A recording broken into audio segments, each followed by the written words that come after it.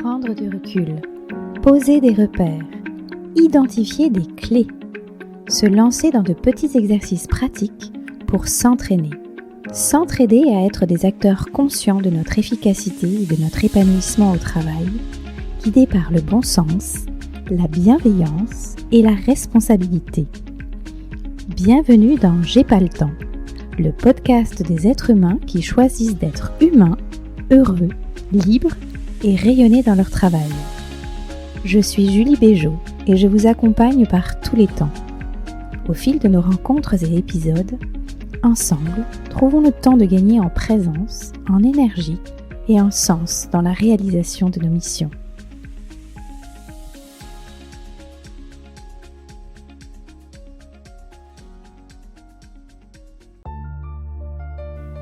À quoi ça sert ? Qui est au bout de la chaîne ? Au service de quoi je travaille ?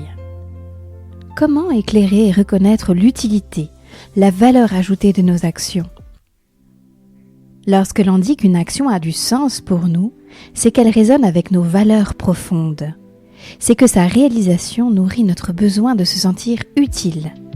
Cela nous apporte, et l'on saisit en quoi cela apporte aux autres et à l'ensemble que nous formons. Si l'on prend un peu de recul, le bon sens voudrait que chaque action que nous réalisons dans notre vie professionnelle, dans notre vie tout court, ait un sens pour nous. Mais par oubli, à force de répéter les mêmes actions, ou simplement parce que l'on ne s'est jamais posé la question, il nous arrive d'agir sans saisir le sens de nos réalisations. Et cela a un réel impact sur la qualité de notre travail, sur notre niveau d'énergie, sur la qualité de notre présence, in fine sur notre épanouissement et notre efficacité au travail. Face aux imprévus et aux changements de direction, l'accès au sens ouvre nos capacités à trouver des itinéraires plus adaptés. Avec le sens, on se sent moins dérouté, on se sent utile, on avance, on grandit, on évolue, quelles que soient les conditions. Révéler le sens peut donc rapporter gros pour soi et pour les personnes que l'on accompagne, que l'on anime. Mais cela implique un réel engagement dans la démarche. Cela demande du temps, de la présence, de l'énergie. Avant de s'élancer dans la pratique, voyons ensemble 3 clés de préparation pour révéler le sens de nos actions.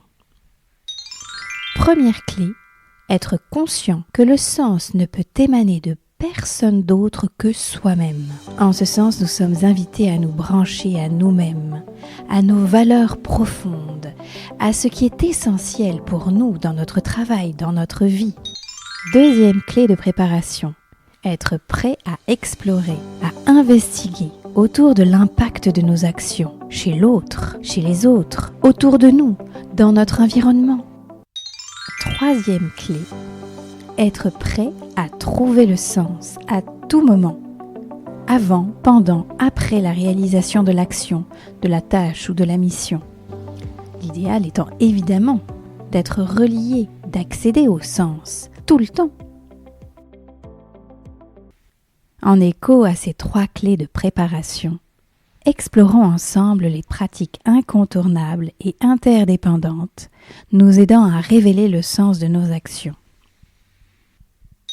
Première pratique, neutraliser son état intérieur. L'état intérieur est l'endroit où nous allons voir le sens émerger. Il est important de s'assurer que cet endroit soit clair, prêt à accueillir le sens et à y trouver un écho.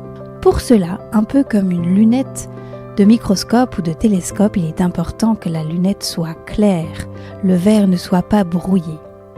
On se souvient de la définition du sens qui nous rappelle que le sens émane du regard que je porte et de l'écho que cela a en moi.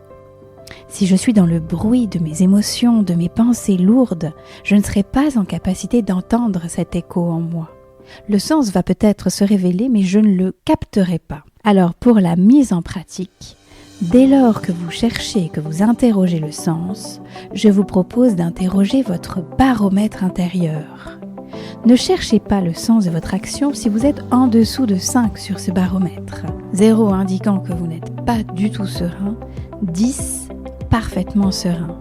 Attendez d'avoir passé la barre des 5 pour permettre au sens de se révéler à vous dans de bonnes conditions. Aussi, en guise de pratique, je vous propose de prendre de réels rendez-vous avec vous-même ou avec celui ou ceux que vous souhaitez aider, accompagner à trouver le sens. Organisez une réunion pour cela. Prévoyez un temps particulier. Cela peut être dans un rituel déjà organisé. Je vous propose de prendre quelques minutes à la suite de cet épisode pour vous fixer un rendez-vous, un temps opportun dans votre agenda ce mois-ci dans lequel vous allez questionner le sens en s'assurant que le moment qui précède ce rendez-vous avec vous-même au sujet du sens d'une de vos actions est le bon. Prévoyez par exemple avant un temps de détente, une action qui vous apporte du bien-être pour vous permettre de sécuriser la neutralité de votre état du moment avant d'interroger le sens. Et voici la seconde pratique. Éclairer le sens premier de toute action, celui de m'épanouir et d'être efficace dans mon travail. Une fois ce phare allumé, je suis en mesure de révéler le sens des actions dans lesquelles je m'investis. Gardez, cultivez ce réflexe. Dès que vous vous sentez loin du sens, revenez au phare, revenez au sens du sens qui vous anime. Revenez-y quotidiennement, le matin, le midi, le soir. Alors en pratique, ça donne quoi ? Eh bien, inscrivez-le dans votre fond d'écran d'ordinateur. Rappelez-le en démarrant chaque temps de travail. Parlez-en avec vos coéquipiers, vos réunions, vos rencontres, vos entretiens, vos échanges. Raccrochez-vous et raccrochez les personnes avec lesquelles vous travaillez à cette ambition commune dès que vous le pouvez. La troisième pratique qui contribue à révéler le sens est la mobilité. Être mobile, en mouvement, changer de position. Zoomons ici sur la notion d'utilité. L'utilité d'un objet dépend de la position dans laquelle se trouve celui qui regarde cet objet. Si vous regardez une table par exemple depuis le dessous de la table, il est bien difficile de trouver son utilité pour vous et pour les personnes qui vous entourent. Mais en changeant votre position vis-à-vis de la table, si vous vous relevez, vous vous mettez autour de cette table par exemple, eh bien vous allez modifier le sens de votre regard sur cet objet et vous trouverez sûrement son utilité. Vous pourrez alors vous demander en quoi à ce moment donné, dans le cadre de vos besoins, de ceux qui vous entourent, cette table peut vous être utile. Appliqué concrètement à notre travail, cela peut se traduire par exemple par le fait de prendre l'intérim du poste d'un collègue, changer de position en faisant du vie-ma-vie, changer de place dans son travail, parfois juste même physiquement, changer de mission, vivre des expériences dans d'autres lieux, d'autres domaines que les miens, autant de pratiques qui peuvent nous y aider. Toujours dans la perspective de changer de position quand je suis en manque de sens, je peux aussi aller directement interroger le client final, la personne qui se trouve au bout de la chaîne, sur la façon dont elle reçoit le produit final, sonder ses besoins, ses attentes, les contraintes de nos clients finaux, qu'ils soient internes ou externes. Je peux moi-même aussi me projeter à partir de mon expérience. Lorsque je suis client, quels sont mes besoins ? Lorsque je suis en attente de la réception de tel ou tel type d'information, quels sont mes besoins ? Qu'est-ce que cela m'apporte ? Allez, une petite dernière. Si vous avez un patron, eh bien face à une situation que vous rencontrez dans votre travail quotidien, pour lequel le sens ne vous vient pas, prenez quelques minutes. Posez-vous et posez cette consigne. Si j'étais le patron, qu'est-ce que je ferais ? Ou alors, si tout était possible, listez toutes les actions qui vous viennent et mettez-les en perspective avec la situation. Cela vous aidera sûrement à voir les choses d'une façon différente et peut-être à trouver davantage de sens à ce que vous réalisez. Et voici la quatrième et dernière pratique. Jouer avec la distance qui me sépare de l'objet duquel je cherche le sens. Projetez-vous dans une temporalité différente. Dans 3 mois, dans 2 ans, à la fin de ma carrière. Zoomez, dézoomez à souhait. Lorsque j'ai commencé ce travail, quel sens avait pour moi le travail que je réalise aujourd'hui ? Qu'est-ce que j'aurais pu me dire de ce que je fais aujourd'hui ? en quoi je retrouve des choses qui pouvaient m'animer à ce moment-là, en quoi je n'en retrouve pas. Jouez avec les prises de recul et vous verrez le sens apparaître sûrement plus clairement. Enfin, vous l'avez déjà peut-être expérimenté. Avant de se lancer dans un travail, il peut nous arriver d'avoir du mal à voir le sens. Et une fois qu'on est dedans, une fois que l'on se lance dans l'action, le sens se révèle. Quelque chose de nouveau apparaît. On y voit plus clair. L'inverse peut aussi se produire. Avant de commencer, je vois beaucoup de sens à ce que je vais réaliser et une fois que je suis dedans, je ne vois plus aucun sens. Alternez mise en action et prise de recul. Cela vous permettra de révéler davantage le sens de vos réalisations. Alors, si l'on récapitule, nous avons identifié 3 clés indispensables pour être prêt à révéler le sens de nos actions. La première, être branché à soi et à ses valeurs profondes. On se rappelle que le sens vient en écho à soi et nulle part ailleurs. Deuxième clé, être prêt à explorer, investiguer sur l'impact de nos actions. Troisième et dernière clé, être prêt à trouver le sens à tout moment, avant, pendant ou après l'action. Et une fois que l'on est prêt, souvenons-nous des 4 repères pratiques. 1. Neutraliser son état intérieur. Interroger le sens dans un moment où l'on se sent apaisé. 2.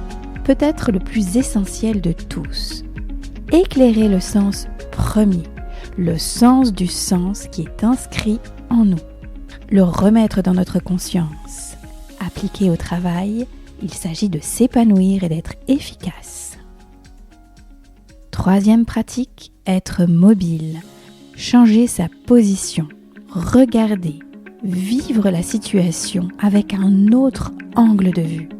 Et enfin, la 4e bonne pratique, qui rejoint d'une certaine façon la précédente, jouer avec la distance entre moi-même et l'objet de ma quête de sens. Nous avons donc pu ensemble mesurer, pour être acteurs révélateurs du sens de nos actions, combien il s'agit d'une démarche responsable, dynamique, qui nécessite ouverture, mobilité et présence. Avant de nous quitter, je vous livre un dernier repère sous forme de vigilance.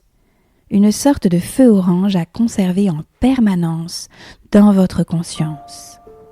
Peut nous arriver de vivre des situations, des missions, des contextes dans lesquels le sens, malgré nos investigations, nos mises en pratique de ces repères, ne se révèle pas. Il peut même nous arriver d'avoir ce sentiment d'évoluer à contresens. Alors, si cela s'installe, malgré votre quête de sens, n'oubliez pas d'activer la clé pratique numéro 3. Être mobile.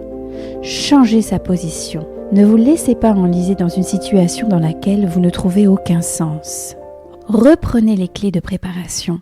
Branchez-vous, à vos besoins, à vos valeurs profondes et mettez-vous en mouvement vers un environnement, un poste, une mission qui a du sens, un écho clair et durable en vous.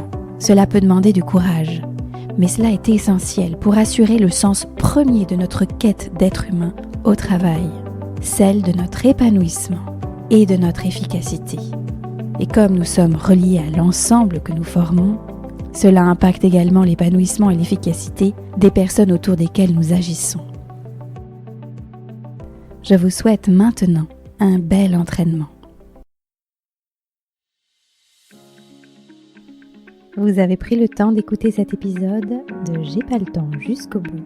Merci de le partager à au moins 2 personnes autour de vous, parmi vos coéquipiers, collègues, amis. Pensez à déposer un ressenti et à inscrire en commentaire vos expériences, vos idées, vos astuces, vos pratiques. Je suis Julie Béjot et je vous dis à très bientôt.